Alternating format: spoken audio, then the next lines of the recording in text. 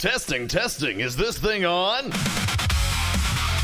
You're tuned into the Dr. T Show.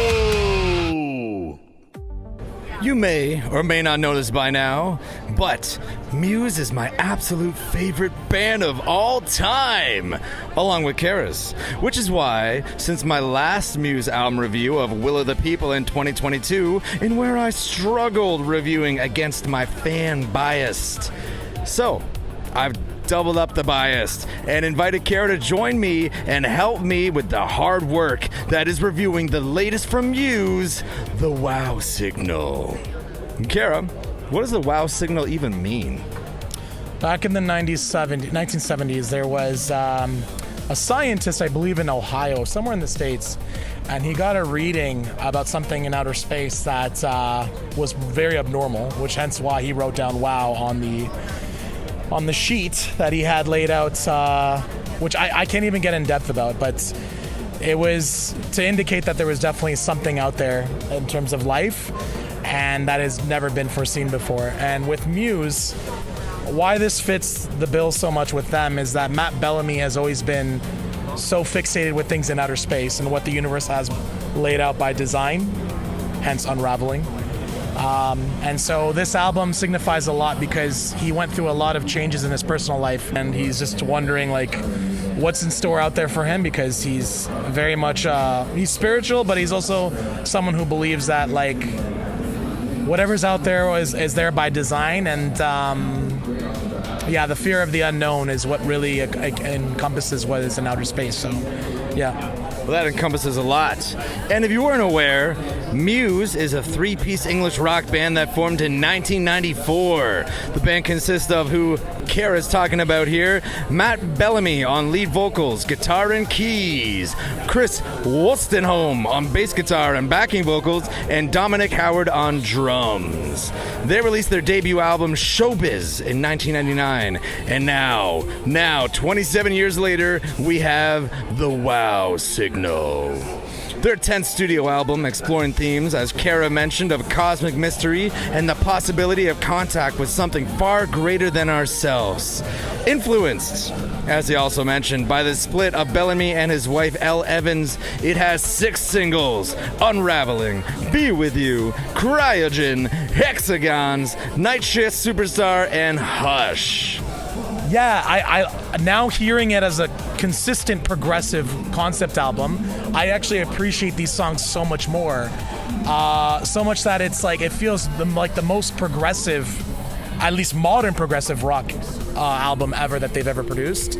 And this album really took me aback by, like, it actually lands in the top 5 best. Like it actually, I never thought there would top be 5 best MUSE album. Yes, like we would obviously say Origin of Symmetry, Absolution, Black Holes and Revelations, and then The Resistance in that order. I think you can slot in WOW Signal 4th or 5th. You can interchange it with Resistance, tie it, or some people put it ahead of it. So this, what they did differently here was they took aspects of the past, like that melancholy, that Baroque sound, that symphonic progressive rock, experimental, and some Baroque stuff, and they really amalgamated modern elements of prog, like genty sounds.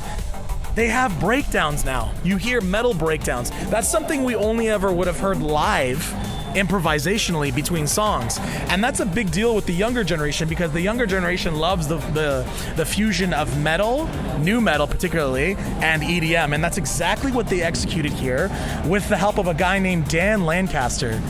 I'm going to get into that in a bit, but I want to know your thoughts of that so far. Well, I think it's very daring these days not to start off an album with a single, but MUSE is a daring bunch. Starting the WOW signal with The Dark Forest, a cinematic and memorable opening that felt like it belonged in the opening credits of a Disneyland ride movie adaptation or something. The Dark Forest, coming to theaters next summer. Doesn't it remind you like an intro to a lot of the albums that I just mentioned before? Like, I think this album is very similar to Black Holes and Revelations. We didn't get a 20th anniversary of that album. We got a sequel. This feels like this album could have slotted in right after Black Holes and Revelations, like a 2.0, along with futuristic elements that I aforementioned that a lot of modern fans look for in modern rock. Take a Bow, the way that song rockets the opening of Black Holes and Revelations, I felt the same kind of vibe with The Dark Forest. I got vibes of like all those albums. Like we got a bit of Supremacy here, United States of Eurasia from Resistance, and like Butterflies and Hurricanes. Like I felt like we were getting glimpses that we always wanted from Muse to resurge from the past, along with obviously, you know, every great rock band has to evolve and add more modern elements. So that took me aback. I love that instrumental. All within the Dark Forest. Now, Night Shift Superstar reminded me of something else. It reminded me of a roller rink disco album, but in the futuristic style of Muse, who have always had a cyberpunk vibe to them.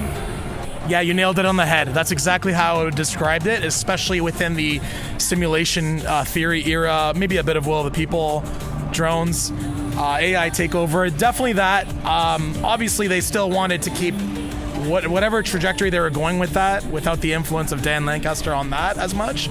That bass line is insane. One of my favorite bass lines already. I didn't think it could get any more technical with these guys, but they did it. I love it. The only thing is, I wasn't expecting a complete pop disco falsetto vocal rendition there. I mean, it's not amongst my top favorite singles, but it's definitely a great song. And with songs like Shimmering Scars and Cryogen, making me believe that the band was going for a cold of space musical imagery to this album. And not only with Cryogen music video, but lyrically as well. I've always loved that about Muse. They have a different feel and theme for every album they put out. And the wow signal really tells a chilling story. Plug-in Baby 2.0, right? That's exactly what you and I said, being that this is our favorite band and Origin of Symmetry is one of our favorite albums of all time. It really felt like that riff was written way back when, and they brought it back to life from like an outtake they left alone. And now, like when I heard that, I knew that there was something special with this album. I knew that we were getting what the fans were yearning for from way back, along with the new that we're hearing now. Be With You was the second single of the Wow Signal, and I think a great transition for us all to hear and absorb the latest sound for the band. A galactic gospel of hope and intro in this new era of Muse. Hexagons has the best instrumental and riff, as said by many, and a lot of their fans' favorite single. A return to origins and Origin of Symmetry style vocals for Matt, and an on-point halfway point for this 10-track, 45-minute album. Now I'm going to let you take away the sickness of You&I. Like I said, that was my favorite part of the album in particular. Like all of it was great consistently. It has to be listened to chronologically from A to Z to take it all in. When I heard Unravelling by itself, it just didn't make sense completely until I heard it accompanied with Hexagons, The Sickness in You&I, and then delivering with Unravelling. It's fantastic. Those are my favorite bits. But yeah, Cryogen does take the crown for favorite single standalone. You keep jumping the gun here, man. We will talk about our favorite singles in a bit. Yeah. But for The Sickness in You&I thought it was sexual, blood pumping. Unravelling, though, was the first single, and I honestly forgot it was on this album altogether. But it didn't make it any less memorable. It was just released a year ago in 2025, yet still remains to be one of the top tracks for me. It just gives me goosebumps that most Muse songs give me when it hits the chorus. Sadly, though, it was the only one to do so for me on this album. Really? Can I get in depth as to why that is? Well, when I listen to all the songs, when I listen to Muse songs, I wait for that chilling kind of like goosebump moment where you hear the big chorus come in, and with Unravelling, when I listen to it back for the full album, that was the only song that really kind of like, I love these songs, but the only song that really gave me those Muse tingles was Unravelling. Yeah, I can see exactly what you're talking about. They finally executed that. Well, next to Unravelling that did that for me actually was Hush, feat. Ellie Goulding. The latest single, Kara. Is this the first time that they have ever featured another artist on their tracks? They've featured a few, right? Like Tove Lo, My Lane, others. But this is the one for me that stands out the most. And who would have thought Ellie Goulding, a pop star that you think would have dabbled in these genres with Muse. And when you hear her vocal style, you can hear that she did have a lot of guidance by Bellamy, exactly what they wanted. And her melodic voice just seems to suit it so well. Such a talented artist. If anybody didn't see her potential, you definitely do with that song now. That song, when I first read it on the record set list, I'm like, maybe not expecting too much. I jumped the gun on that, man. I've always liked Ellie Goulding, but off the top of my head, I didn't think this would blend with Muse. She did it. She doubted me. I doubted her. She probably doubts us as well. She probably doubts us as well. I doubted her, but she's definitely turning many people's heads. I've read comments online. They feel the same way.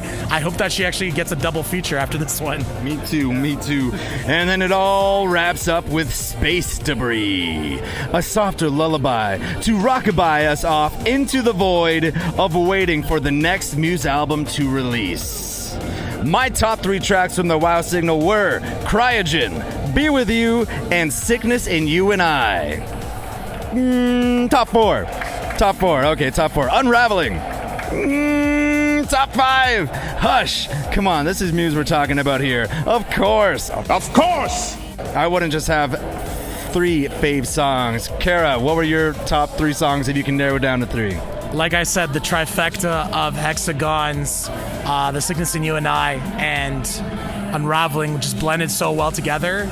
I have to throw Cryogen in there. I have to throw a 4th. You got it. Yeah. And like you said, a 5th. Hush was so good. Hush, I couldn't believe it. Like vocally, what an outstanding performance by both Matt Bellamy and Ellie Goulding.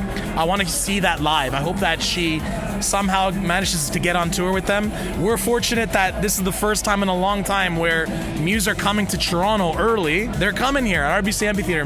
Taylor, you and I are going. This is one of our favorite bands. We'll be there with my daddy. Yes. My father, that is. And honestly, I've not looked forward to a show like this since The Resistance. And that's why the poster is on my wall in my bedroom, as you know, because I felt like that was the turning point where we weren't going to get the old Muse back. But we have. We actually have. Those are my closing statements. And we also want to know, after these closing statements, what were yours? What were your top 3 tracks from the WoW Signal? What did you think of the WoW Signal? Let us know in the comments below. But of course, like the video and subscribe for more new album reviews and more on the Dr. T Show.